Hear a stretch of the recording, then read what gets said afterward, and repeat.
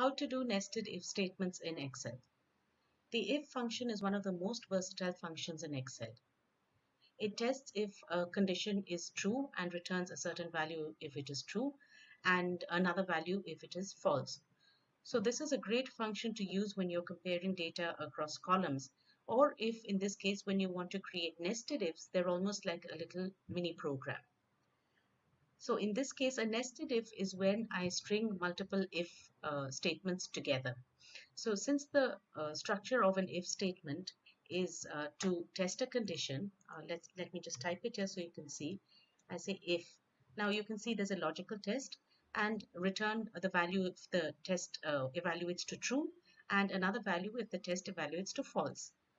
If I want to string another if condition along with this, I will put it in place of the value if false. So basically what we'll be saying is test this condition, return this value if it is true. If it is false, then test another condition and return that if it is true, and so on. And that is what you call a nested if. So I will show you this example. It may be easier to understand.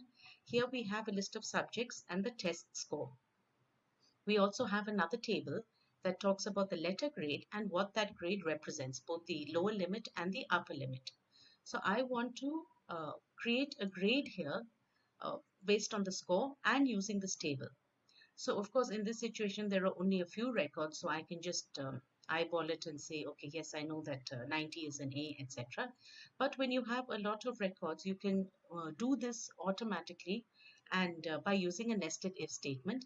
This also reduces the possibility of errors.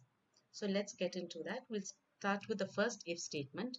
Now I'm going to test, the logical test is I want to test whether this score is greater than or equal to the lower limit here, which is 86. So if it is true, I want it to return an A. Now if it is false, I want to give another test. So I'll start with the other if condition.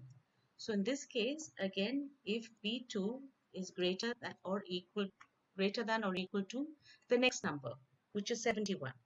So if it is true, then return a B. Now if that is false, then we'll test one more condition. If B2 is greater than or equal to 51, then I want to return C. If not, let's test another condition. If B2 is greater than or equal to 41, then I want to return D. Now, if all these evaluate to false, then obviously it is less than 41, so I would want to return F. And now I will have to put multiple brackets to close each of the if statements and say enter. And I can see that A has got populated here. Now before copying this down, I of course need to make all these reference cells constant, otherwise the formula will change. So select them and press F4.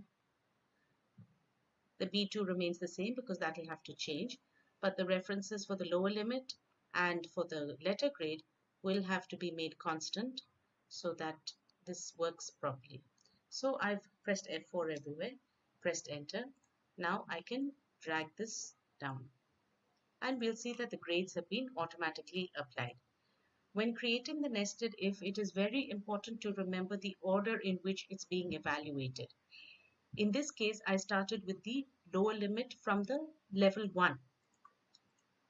Because if I had started with the lower limit for the greater than or equals to from the lower limit of 5, suppose I said greater than or equal to 0, in this case, all of them would evaluate to true and everyone would have been given an F.